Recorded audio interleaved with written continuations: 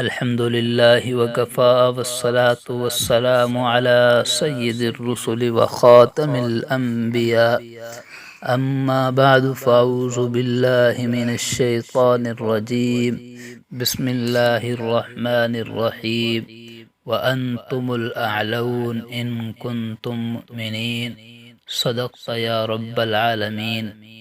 میرے انتہائی واجب الاحترام ذوی الاحتشام برادران اسلام، آج کل ہمارے ذہنوں میں یہ سوال بڑی تیزی سے گردش کر رہا ہے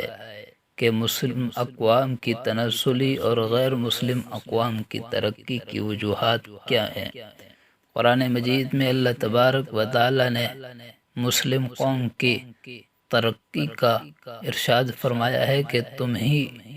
بلند رہو گے وَأَنْتُمُ الْأَعْلَوْنَ، کہ ہمیشہ تم ہی بلند رہو گے، تم ہی فتح یاب رہو گے، ترقی کے علم تمہارے ہاتھ کے اندر رہیں گے. لیکن آج ہم دیکھ رہے ہیں کہ مسلمان مسلسل تنزل کے شکار ہوئے جا رہے ہیں، اور ایک مسلمان کے ذہن میں بھی یہ سوال گردش کر رہا ہے کہ مسلم قوم کی تنزلی اور غیر مسلم اقوام کی ترقی آخر اس کی کیا وجوہات ہیں؟ تو آئیے ہم جانتے ہیں. استاد محترم حضرت شیخ الاسلام مفتی محمد تقی عثمانی صاحب دامت برکاتہم العالیہ ارشاد فرماتے ہیں کہ خوب سمجھ لیجئے، یہ دنیا اسباب کی دنیا ہے. اگر یہ باتیں غیر مسلموں نے حاصل کر کے ان پر عمل کرنا شروع کر دیا تو اللہ تعالیٰ نے ان کو دنیا میں ترقی دے دی. اگرچہ آخرت میں تو ان کا کوئی حصہ نہیں، لیکن معاشرتوں کے وہ آداب جو ہمیں محمد الرسول اللہ صلی اللہ علیہ وسلم نے سکھائے تھے، ان آداب کو انہوں نے اختیار کر لیا تو اللہ تعالیٰ نے ان کو ترقی دے دی. لہذا یہ اعتراض تو کر دیا کہ ہم مسلمان ہیں، کلمہ پڑھتے ہیں، ایمان کا اقرار کرتے ہیں، اس کے باوجود دنیا میں ہم ذلیل و خوار ہو رہے ہیں. دوسرے لوگ غیر مسلم ہونے کے باوجود ترقی کر رہے ہیں، لیکن یہ نہیں دیکھا کہ ان غیر مسلموں کا یہ حال ہے کہ وہ تجارت میں جھوٹ نہیں بولتے، امانت اور دیانت سے کام لیتے ہیں، جس کے نتیجے میں اللہ تعالیٰ نے ان کی تجارت چمکا دی.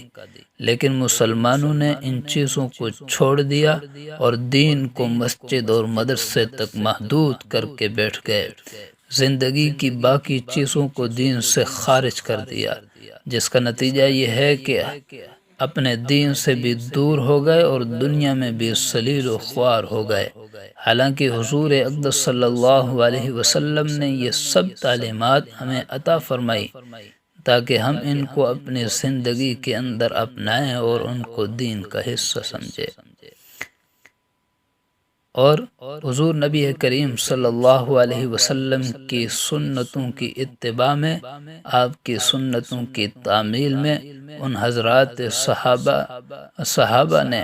دنیا بھر میں اپنا لوہا منوایا. اور آج ہم پر یہ خوف مسلط ہے کہ اگر فلاں سنت پر عمل کر لیا تو لوگ کیا کہیں گے، اگر فلاں سنت پر عمل کر لیا تو دنیا والے مذاق اڑائیں گے، انگلینڈ مذاق اڑائے گا،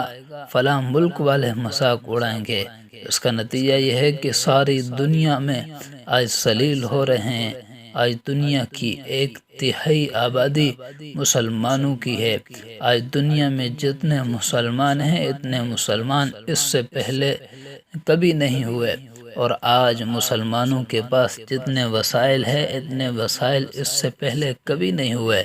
لیکن حضور نبی کریم صلی اللہ علیہ وسلم نے فرما دیا تھا کہ ایک زمانہ ایسا آئے گا کہ تمہاری تعداد تو بہت ہوگی، لیکن تم ایسے ہوگے جیسے سیلاب میں بہتے ہوئے تنکے ہوتے ہیں،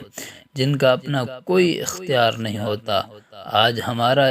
یہ حال ہے کہ اپنے دشمنوں کو راضی کرنے کے لیے اپنا سب کچھ قربان کر دیا، اپنے اخلاق قربان کر دیے، اپنے اعمال چھوڑ دیے، اپنی سیرتیں چھوڑ دی، اپنے کردار چھوڑ دیے اور اپنی صورت تک بدل ڈالی، سر سے لے کر پاؤں تک ان کی نقل اتار کر یہ دکھا دیا کہ ہم تمہارے غلام ہیں، لیکن وہ پھر بھی خوش نہیں اور روزانہ پٹائی کرتے ہیں۔ کبھی اسرائیل پٹائی کر رہا تو کبھی امریکہ پٹائی کر رہا ہے، کبھی کوئی دوسرا ملک پٹائی کر رہا ہے۔ لہٰذا ایک مسلمان جب حضور اقدس صلی اللہ علیہ وسلم کی سنتوں کو چھوڑ دے گا تو یاد رکھو اس کے لیے ذلت و رسوائی مقدر بن جائے گی۔ ایک شاعر گزرے ہیں اسد ملتانی مرحوم، انہوں نے بڑے اچھے حکیمانہ شعر کہے، فرماتے ہیں کسی کا آستانہ اونچا ہے اتنا کہ سر جھک کر بھی اونچا ہی رہے گا، ہنسے جانے سے جب تک تم ڈرو گے زمانہ تم پر ہنستا ہی رہے گا۔ جب تک تم اس بات سے ڈرو گے کہ فلاں ہنسے گا، فلاں مذاق اڑائے گا، تو زمانہ ہنستا ہی رہے گا اور دیکھ لو کہ ہنس رہا ہے۔ اور اگر تم نے نبی کریم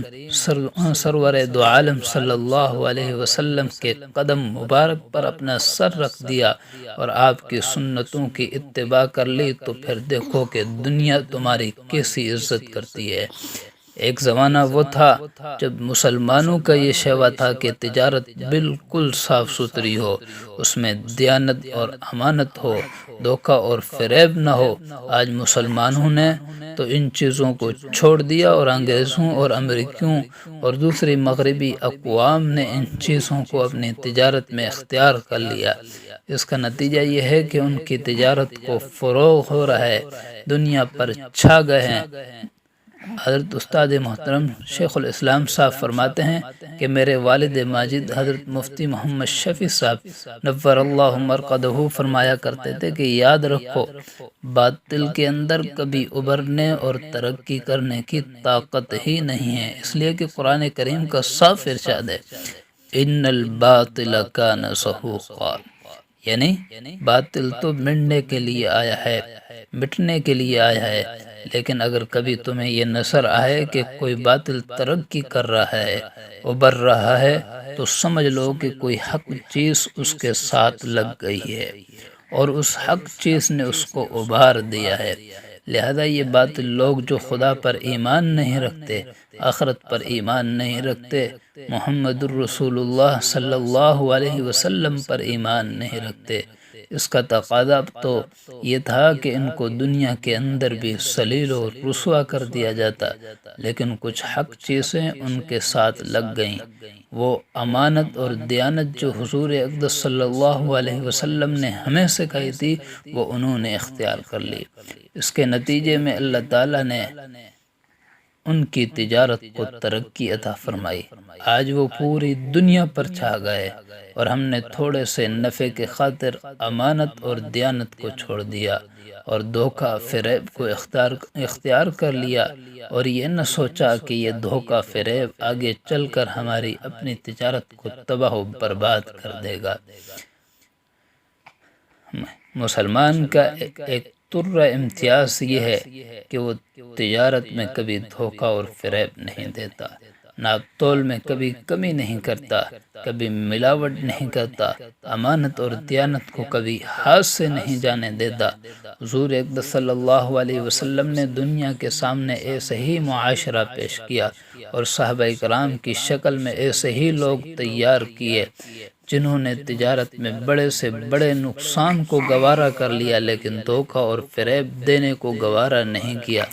جس کا نتیجہ یہ ہوا کہ اللہ تعالیٰ نے ان کی تجارت بھی چمکائی اور ان کی سیاست بھی چمکائی، ان کا بول بالا کیا اور انہوں نے دنیا سے اپنی طاقت اور قوت کا لوہا منوایا۔ آج ہمارا حال یہ ہے کہ عام مسلمان نہیں بلکہ وہ مسلمان جو 5 وقت کی نماز پابندی سے ادا کرتے ہیں، لیکن جب وہ بازار میں جاتے ہیں تو سب احکام بھول جاتے ہیں،